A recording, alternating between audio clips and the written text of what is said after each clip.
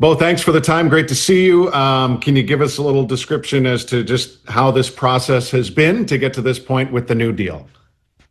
Yeah, there's always a little bit of I don't know what you want to call it, whether it's tension or whatever it might be. I'm trying to do the best for me, and the team's trying to do the best for them. So, and then eventually you come to an agreement. It's all good. So, I kind of enjoy the process. It's fun, kind of getting to learn that side of the game a little more. So, yeah, but it all worked out well.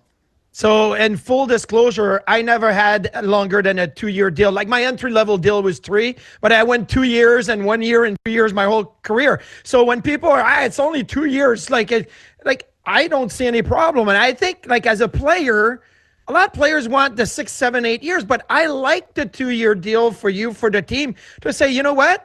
You have confidence in yourself. You go out and play a couple of years. Maybe that opens even more. Like, how do you like that short term, which a lot of players are kind of trending towards now? Yeah, for sure. I think you're starting to kind of see a bit of a shift, like you said, with players taking shorter term deals. I just think for me it worked well. I still think um, I have a lot of room to grow as a player and a person, and I see myself continuing to get better. So, it kind of gives me another chance to sign whether it's one or two more deals down the road in the future. And yeah, I'm just I'm happy it's done and out of the way now, and I can focus on getting prepared for the season and getting back with the guys and getting on the ice, which we're all excited to do. Well, obviously, we are all focused on the next 2 years because that's the latest contract. But how would you describe the portions of the first 2 seasons here in Buffalo, and thus what you want to take and grow from? Yeah, I think as a team, I was only there for a short amount of time the year I got traded, but I thought last year, especially down the stretch throughout the year, we took a lot of big steps as a team defensively and whatnot, and that's something that we want to grow on. Right, to be a good team, you got to be a good defensive team, and it's unfortunate, that we had that 10-game slide or whatever it was early on in the season, because without that we would have been right there battling for a playoff spot. So and personally I think I've been pretty happy with my time in Buffalo. I think I've mentioned it before that I've got an opportunity to play a bigger role and play more minutes on whether it's the offensive side, power play, penalty kill. So I'm happy with that, and yeah, just try to continue to grow no matter who I'm playing with or what kind of situations I'm put into. Like I said, I think as a player, I have a lot more to give, and I'm looking forward to having that opportunity to do so. The numbers when you play with Rasmus Dahlin are really, really good. Like I did this exercise earlier in the week. You guys were top 5 in most categories, number 1 in goal differential when you look at goals for when on the ice versus goals against. But Shayna Goldman from The Athletic Thursday, when we had her on Sabres Live, she said she wanted to ask you a question. So I'm going to be the guy that asked, but she basically wanted to know, how do you adjust your game when you're playing with or without Rasmus Dahlin? Because there's got to be a difference in playing with Dolls compared to when you're not playing with them. Yeah, for sure. Well, I think the biggest difference is probably Ras is one of the best defensemen in the world, right? So that would definitely be the major difference. So when you're on the ice with them, obviously the game's a lot easier on you a lot of times. And yeah, I don't know. When I'm playing with them, I just try to take care of the defensive side of the puck. Make sure that I'm hanging back and giving him the freedom to get up ice and join the play and do his thing. But I also try not to let it take away from my own game too much. I think we play quite well together. We balance each other out quite well, and we both kind of think the game in a similar way and are able to move the puck up the ice together, get the puck in our forwards' hands. So really enjoy playing with them, and like you said, when I'm not playing with them, I don't really know if my mindset or how I approach the game changes all that much. No matter who I'm playing with, I try to take care of the defensive side of the puck and, be a good puck transporter, whether it's passing the puck or skating the puck, whatever it might be. But yeah, like I've said multiple times, I think I need to continue to get better, and I think I can continue to get better. So, no matter who I'm on the ice with, I just need to focus on myself and growing my game. There seems to be a bit of a fixation in this market, which could be partly my fault and Marty's fault because we're on the air every day. But I think we speak of this because other people, including the GM and coaches, talk about this kind of stuff.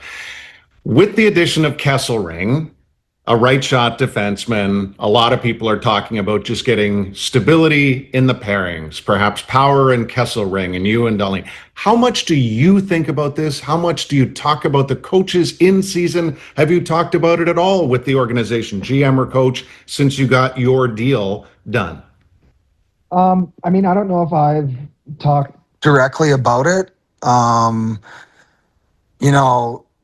It's definitely nice when you have a solid partner, whether it's throughout the year or a certain stretch of games, whatever it might be. You kind of get to learn more about their game, how they like to do things, how they do things, whatever their tendencies. So it makes it a little easier. But there's also times through the season where people get hurt, whatever happens.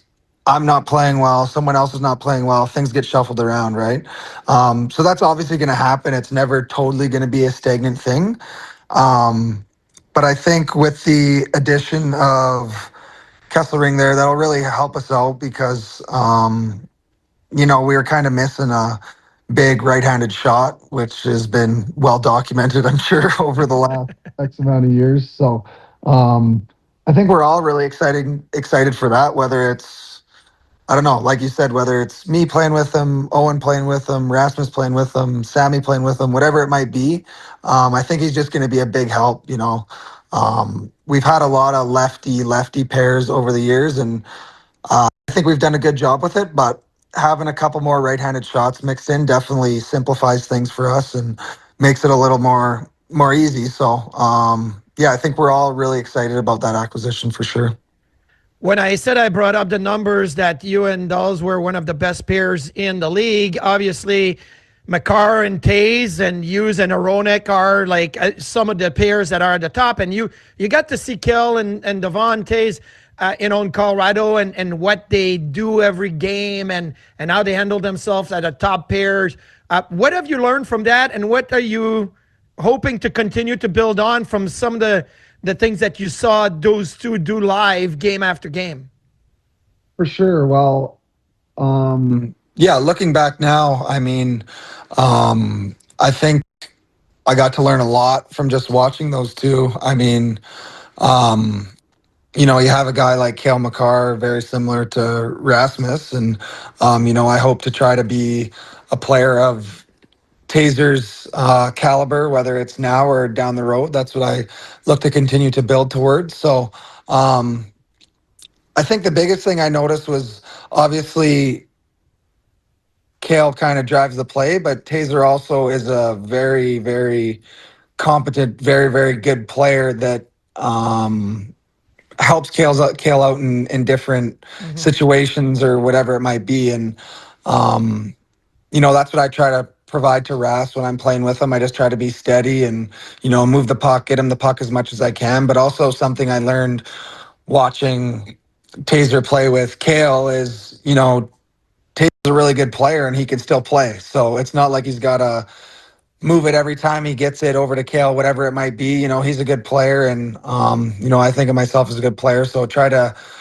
emulate that relationship a little bit because it is, in my opinion, I think very similar. So, I try to watch everyone and learn as much as I can. Whether it's Ras or OP, whoever it is, we have a lot of good players. So, Yep. I think our decor is really starting to come together, and I think it's going to be a strength of our team moving forward here. Are you in the mountains for the summer, and do you use that landscape for your training purposes?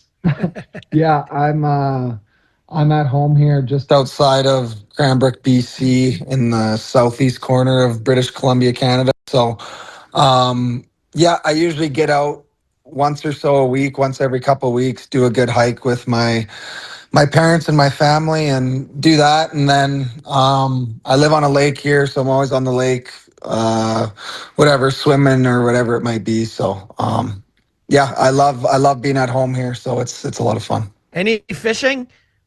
Yeah, I do. I do a bit of fly fishing. There's a couple rivers nearby that are pretty good for little trout and whatnot. So that's fun to pass some time as well.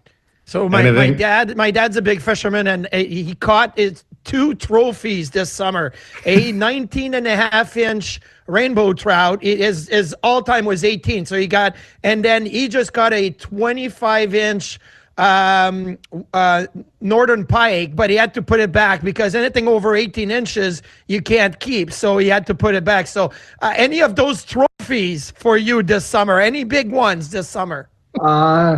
Nothing big. I wouldn't say I'm the most skilled or experienced fisherman, but I'm trying to grow my capabilities, so I'll keep at it and hopefully I can lock into something like that. Anything else big on the calendar between now and arriving for camp? Nothing really. No, like I kind of said, I'm happy to, get the deal out of the way so I can stop thinking about it and just focus on, preparing. I've been skating and working out a lot, trying to get in the best shape possible, trying to grow my game. So, no, not really. Couple weddings with some close friends of ours. So yeah, it'll be fun, but I'm also looking forward to getting back to Buffalo and getting everything going. It's not like you went from like entry-level deal like 800,000 to 6 million, but it's still a big jump. When I had my first contract of that jump, I wanted to buy myself something fun. So I went and walked into a Porsche dealership and I bought a car sticker price. I didn't even negotiate. Like, how dumb am I? Like, I just bought the car. Any purchase that you're thinking, like, okay, reward yourself with having this contract?